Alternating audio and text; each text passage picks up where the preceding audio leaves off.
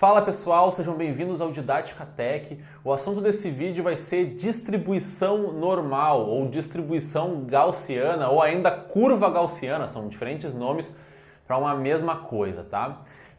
Esse assunto de distribuição normal é extremamente importante, é um dos pilares da estatística, é um dos assuntos, tópicos, né, mais utilizados, mais fundamentais na estatística, na probabilidade e na matemática como um todo. Por isso é bem importante que tu entenda a essência da coisa.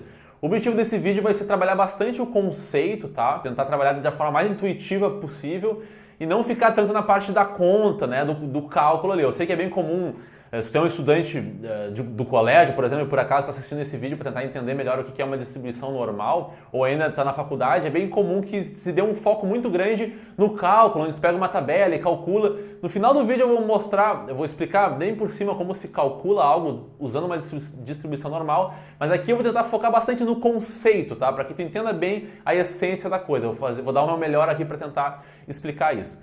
Então, antes de começar a falar de distribuição normal, é importante entender o conceito de distribuição de frequências, tá? Então, por exemplo, vamos imaginar que eu gosto de jogar basquete, tá? Sou um jogador de basquete e eu faço arremessos para tentar acertar a cesta de basquete, tá? Então, eu estou perto da cesta e vou tentar fazer alguns arremessos. Eu vou fazer 10 arremessos para tentar acertar a cesta de basquete, tá? Então, aqui eu desenhei esse primeiro gráfico aqui, tá? Vamos ficar de olho aqui por enquanto só nessa parte de cima. Eu desenhei aqui um gráfico que mostra a probabilidade de cada um de acerto, tá? De 1 a 10. Então imagina assim, ó, se eu acertar apenas um arremesso dos 10, tá? A probabilidade de eu acertar apenas um arremesso dos 10 é de 5%. Então aqui nesse eixo eu coloquei a probabilidade e aqui eu coloquei a quantidade de acertos dos meus arremessos. Então quer dizer o quê? A probabilidade maior aqui é que eu acerte 5 arremessos, nesse caso aqui. Vamos supor que eu sou um bom jogador e a probabilidade maior aqui no caso é que eu acerte 5 arremessos dos 10 que eu vou fazer. Eu acertar 4 ou 6 também tem uma probabilidade razoável aqui, é bem próxima de acertar 5. E é pouco provável que eu acerte só 1 e também é pouco provável que eu acerte 9 ou 10 arremessos, tá? Então aqui é nada mais do que para cada quantidade de acertos, mostrar qual é a probabilidade de eu acertar aquela quantidade de acertos. Qual é a primeira observação aqui que a gente tem que ter nesse cenário, tá? Para esse gráfico aí que eu mostrei. Isso aqui é um evento discreto, ou seja, não existe 4 arremessos e meio, não existe 6 arremessos e meio. A quantidade de arremessos são números naturais, é de 1 a 10, tá? E são números discretos, ou seja, não tem números intermediários entre um e outro. Aqui eu desenhei, para cada número, eu coloquei aqui qual é a probabilidade de eu acertar aquela quantidade de arremesso. E em volta eu fiz um retângulo aqui. Esse retângulo foi justamente na tentativa de visualmente ficar mais fácil de visualizar. Isso aqui a gente também chama de gráfico de barras ou histograma também, tá? Mas na prática aqui, ó, apesar de ter esse retângulo todo que significa essa probabilidade, ele comporta aqui, né, apenas o número 4, aqui, ó, esse retângulo aqui que eu estou mostrando, ó, ele comporta apenas o número de 4 arremessos. Não existe 3 arremessos e meio, nem 4 arremessos e meio. Então esse retângulo aqui significa apenas o acerto de 4 arremessos dentro da cesta. Aqui é só 5, aqui é só 6 e assim por diante, tá? Agora vamos imaginar o seguinte, vamos imaginar que em vez de 10 arremessos, eu queira fazer 100 arremessos, tá? Então eu vou ficar ali a tarde inteira arremessando na cesta, tá? Então ainda sou eu, o mesmo jogador, tá? Que tenho essa probabilidade de acertar 10 arremessos. Como é que eu desenharia o gráfico de probabilidade de eu acertar 100 arremessos, tá? Eu coloquei aqui embaixo, não tá bem desenhadinho como deveria, né? Mas só para passar uma ideia de que para 100 arremessos ficaria vários pontinhos já, né? Cada arremesso, qual é a probabilidade de eu acertar um arremesso, 2, 3, 4, 5, é a probabilidade de acertar 74 arremessos, né? Então são vários pontos aqui. E aqui a primeira coisa que a gente tem que observar é que o meu eixo aqui vertical, né, o meu gráfico, não vai mais ser, o ponto máximo ali antes era 20%. Então a probabilidade de eu acertar 5 arremessos aqui, eu coloquei aqui que era de 20%, tá? No caso de cima. Já aqui a probabilidade de eu acertar 50 arremessos, que é bem o meio do caminho, né, entre 0 e 100 arremessos, aqui o 5 era bem no meio do caminho entre 1 e 10, né? Ou melhor, era a maior probabilidade que eu tinha, que eu coloquei aqui, era de acertar exatamente 5. Aqui o ponto máximo não vai ser 20%. Por quê? Porque se a probabilidade de acertar 50 arremessos, exatamente 50, for de 20%, vocês concordam comigo que a probabilidade de eu acertar 51 arremessos ou 49 arremessos tem que ser bem próxima da probabilidade de eu acertar 50 arremessos, afinal é bem próximo um número do outro, né? Então aqui, se a gente desenhar essa curva, a gente pode até ver isso, que o ponto 50 está bem próximo do ponto 49, que está próximo do ponto 48 também. Então, como são muito mais pontos, a probabilidade de eu acertar uma quantidade específica de arremessos, né, 34, vai ser muito pequena. Então aqui o meu ponto máximo agora, aqui que seria 50, aqui já é 2%, tá? Nesse cenário hipotético aqui.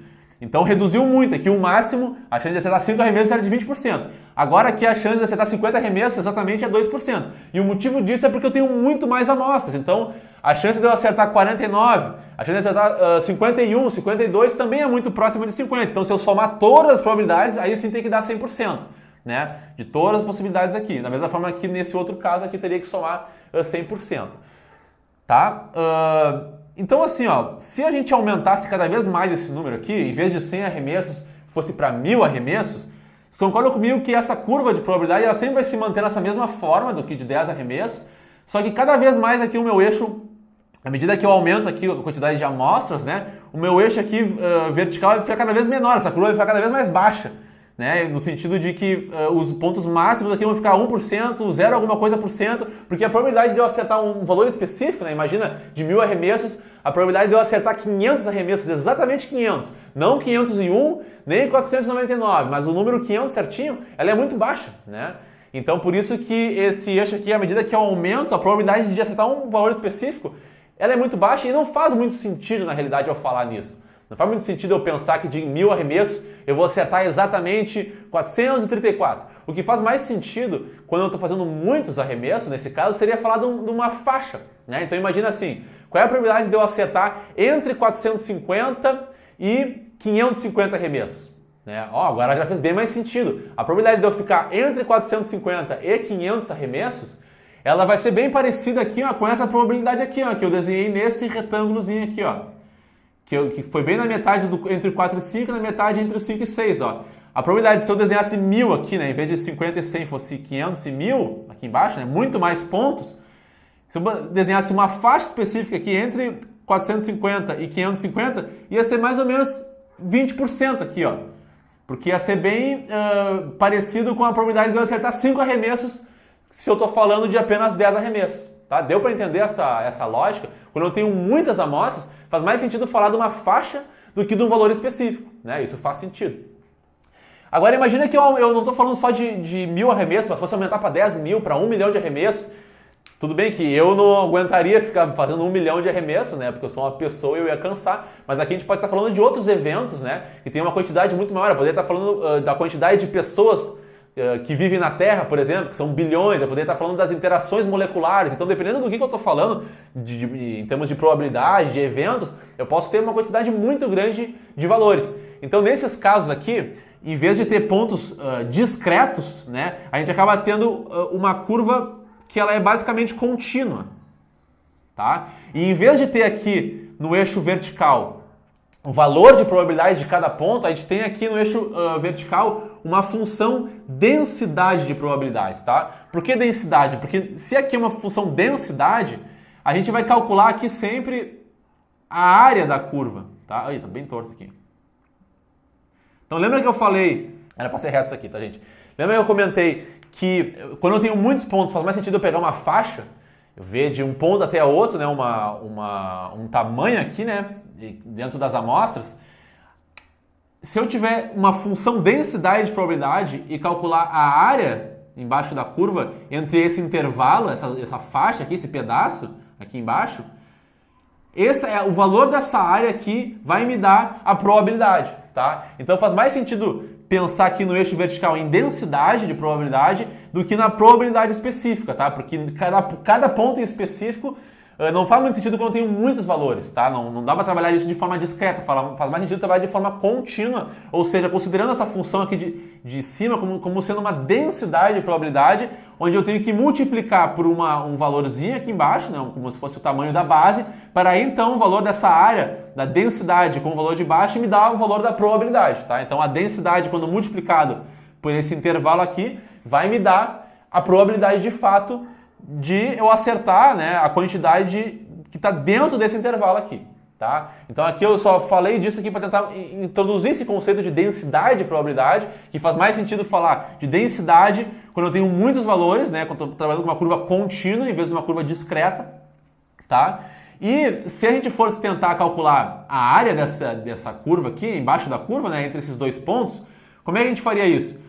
Essa função aqui que eu estou chamando de f de x, quem sabe cálculo, né, calcularia a integral dessa função aqui, desse ponto aqui até esse outro ponto aqui, vai ter exatamente a área embaixo da curva aqui, né, desse ponto aqui. Mas quem não sabe isso, não conhece o conceito de integral, intuitivamente talvez pense assim, bom, isso aqui parece um retângulo, né, então eu posso tentar calcular essa área aqui como se fosse um retângulo, onde eu pegar aqui no meio, aqui mais ou menos, ó, a parte de cima fecha mais ou menos aqui, tem essa altura vezes esse tamanho aqui, né, a área do retângulo é a área da base, é o tamanho da base vezes a altura.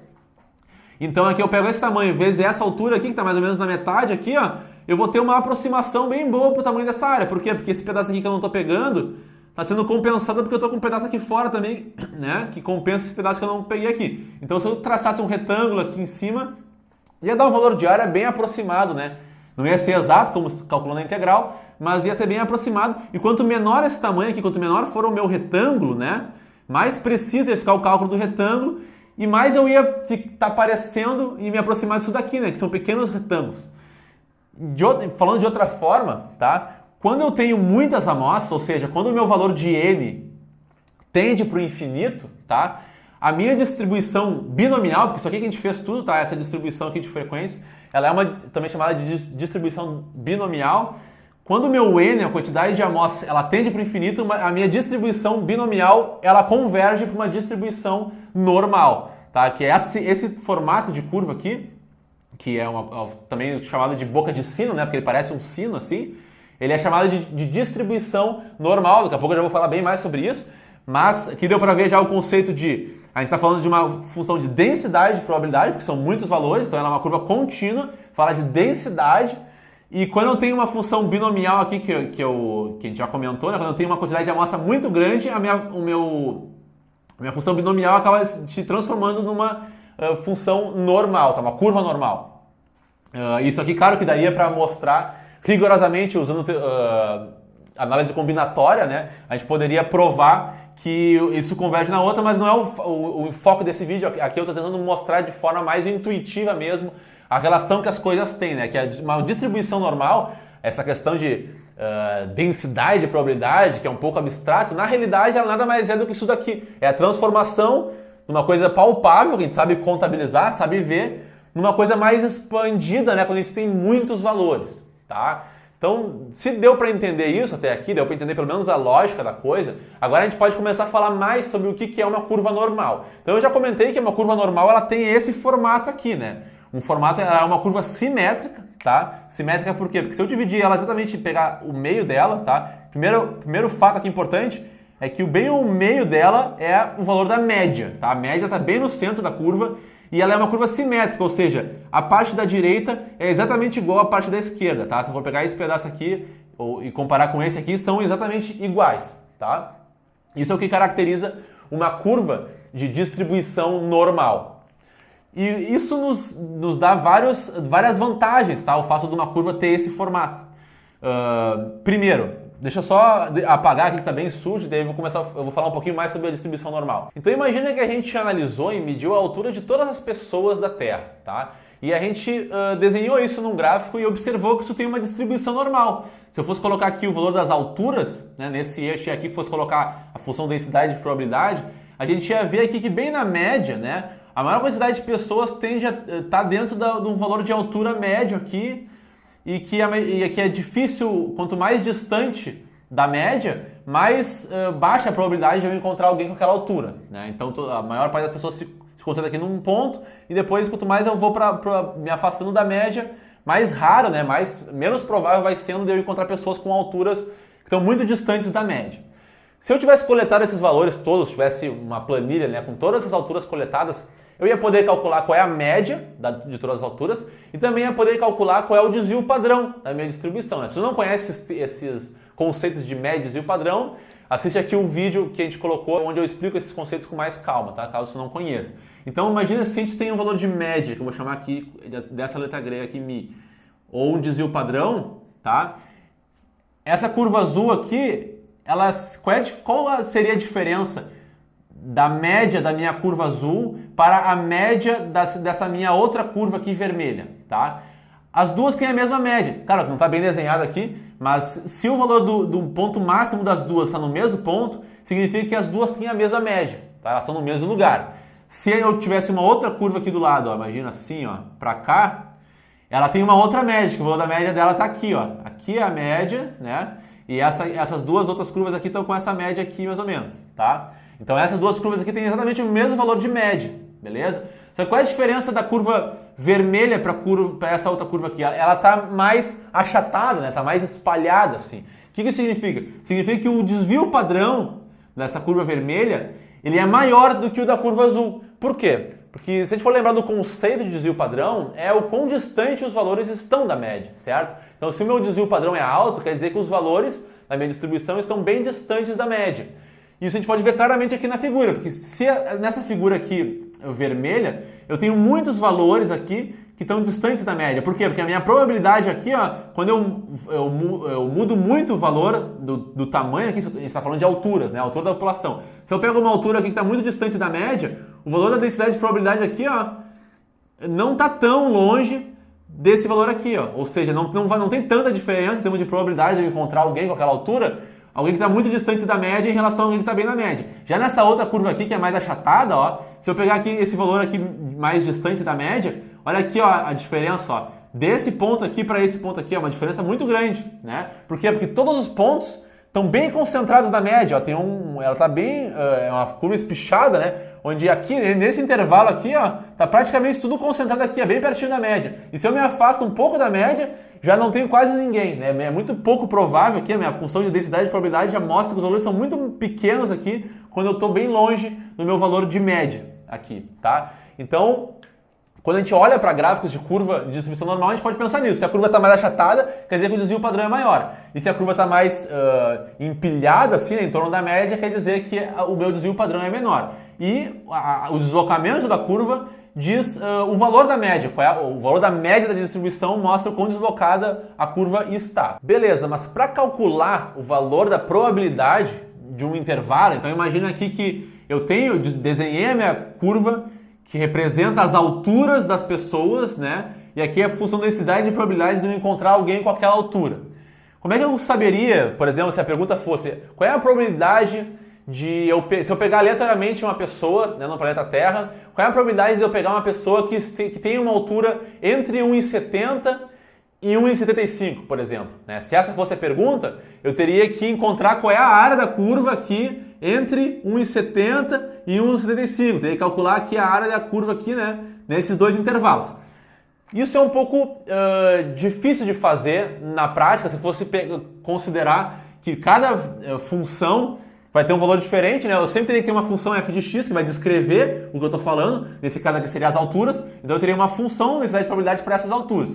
E daí eu teria que fazer integral nesses dois, aqui de 1,70 até 1,75 dessa função densidade de probabilidade. E isso dá bastante trabalho na prática de fazer. Então o que o pessoal fez, né? Foi criada uma curva de distribuição normal chamada de distribuição normal padrão, que tem a média igual a 0 e o desvio padrão igual a 1.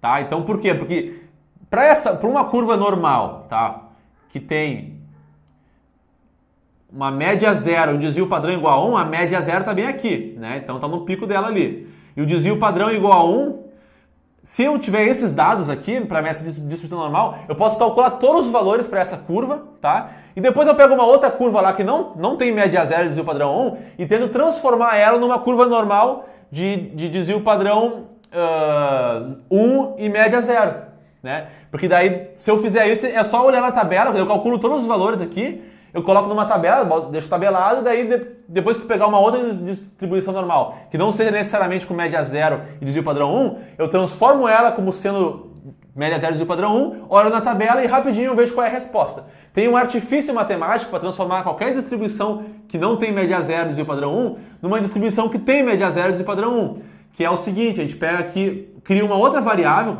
vou chamar aqui de Z, né, que é a letra mais usada para isso, e eu pego a minha variável x aqui, né, que digamos que fosse as alturas, e eu vou pegar um ponto específico, né, vamos dizer que fosse 1,70, eu vou pegar cada ponto desse e vou diminuir da minha média e dividir pelo desvio padrão. Quando eu faço isso e desenho agora a minha curva de distribuição normal em função da variável z, tá? Em vez de x, eu vou ter uma distribuição normal que tem média zero e desvio padrão 1, tá? Então essa aqui é a sacada aqui que acaba facilitando bastante os cálculos e é por isso que a gente acaba usando tabelas para calcular isso, tá? Uma coisa bem bacana quando a gente faz isso aqui, tá? É que numa curva de distribuição normal padrão, a gente já sabe, porque já calculou isso, né? A gente já sabe que a distância de um desvio padrão da minha média para mais e para menos aqui, né? Se eu fosse avançar um desvio padrão para frente, valores positivos, e um desvio padrão aqui para valores negativos dessa minha curva, isso aqui abrange 68% dos valores. E se eu pego dois desvios padrão para mais e para menos aqui, tá? Trabalhando com dois desvios padrões agora para cada lado, isso aqui já abrange um total de 95% dos dados, tá? Então 95% de todos os dados estão dentro de dois desvios padrão para cima e para baixo.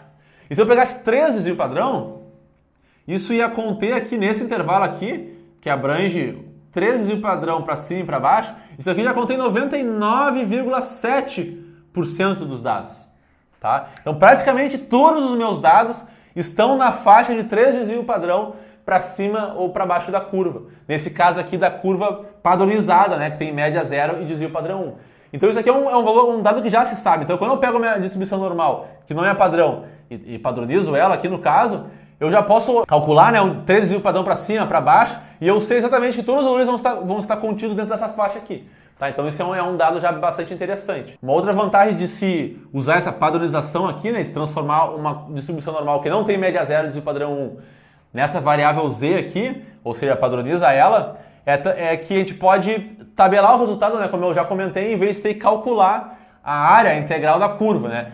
Uma função densidade de probabilidade aqui, ó, eu vou botar aqui do lado, ela tem esse formato aqui, então é uma equação bem complicadinha, né, que descreve uma função densidade de probabilidade de uma distribuição normal, é 1 sobre o desvio padrão, raiz de 2π vezes e, o número de Euler, né, elevado a menos 1/6 que multiplica e tal aqui, então, até para quem viu o vídeo lá que eu falei sobre o número de Euler, né, que eu falei que ele aparecia em vários lugares, ó, tá ele aqui, ó, apareceu aqui de novo, e olha o número π aqui também que aparece em vários lugares, né, então é mais uma aplicação aqui, né, dessas duas constantes que são super importantes para a matemática. Mas então, assim, imagina se eu tivesse que calcular aqui a integral disso daqui, né? Fazer a integral disso aqui, assim, uma coisa, é bem complicado mesmo de calcular isso na prática. Então, por isso que se tabelou dessa forma, porque daí já foi calculado uma vez isso, e agora depois que a gente transforma a nossa distribuição normal numa distribuição normal padrão, é só a gente ver aqui, pega um valor aqui, por exemplo, eu quero descobrir qual é a probabilidade, né, das pessoas, de eu pegar aleatoriamente uma pessoa e ela ter uma altura entre 1,70 e 1,75. O que eu faço? Eu pego 1,70, boto aqui, diminuo da minha média dessa distribuição, depois eu divido pelo desvio padrão essa minha distribuição, tudo isso eu conheço, e eu vou ter um valor de z. Depois eu vou calcular o outro valor de z, que é o de 1,75. Então eu vou pegar um 1,75, diminuir da média, depois dividir pelo meu desvio padrão. Aí eu vou ter um outro valor de z. Daí com esses dois valores eu vou olhar numa tabela que cruza esses dois valores ali e eu vou ter o ponto de qual é a probabilidade de eu pegar alguém que se encontra naquele intervalo. Tá? Então é só encontrar os valores de z e depois procurar na tabela e ter tudo resolvido, tá? Porque isso aqui já foi calculado uma vez.